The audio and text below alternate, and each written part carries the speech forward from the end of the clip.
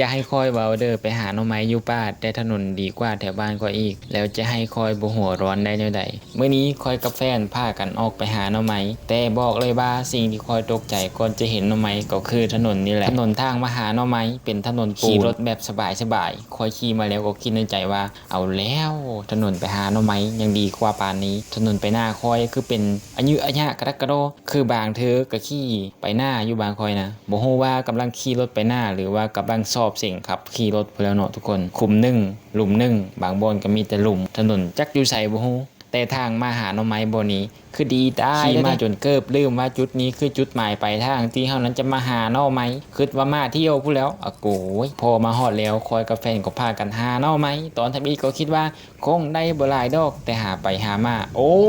หน่อไม้หน่อน้อยหน่อใหญ่เก็บจนเต็มธงใหญ่เลยตอนนี้ถ้ามีคนถามว่าได้หลายบ่คอยก็คงตอบว่าหลายจนตอนกลับบ้านคนหาหน่อไม้อาจจะต้องกลายเป็นคนแบกหน่อไม้แทนพู้แล้วพอได้หน่อไม้ครบแล้วพวกเฮาก็พากันนั่งพักแฟนคอยก็จัดหาหน่อไม้ชวนคอยก็ถ่ายรูปแต่จะฝ้าวคิดว่าคอยขี้ขานเลยทุกคนคอยมีนาทีสำคัญคือการถ่ายรูปเพราะถ้าบ่ถ่ายรูปกลับไปแล้วหมู่ๆจะฮู้ได้แน่ว่ามื้อนี้นั้นคอยได้หน่อไม้หลายปานนี้บ้า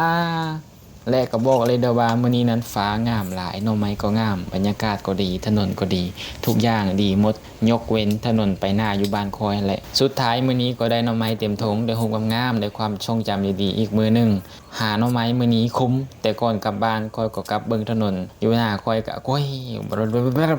สบายดีทุกคน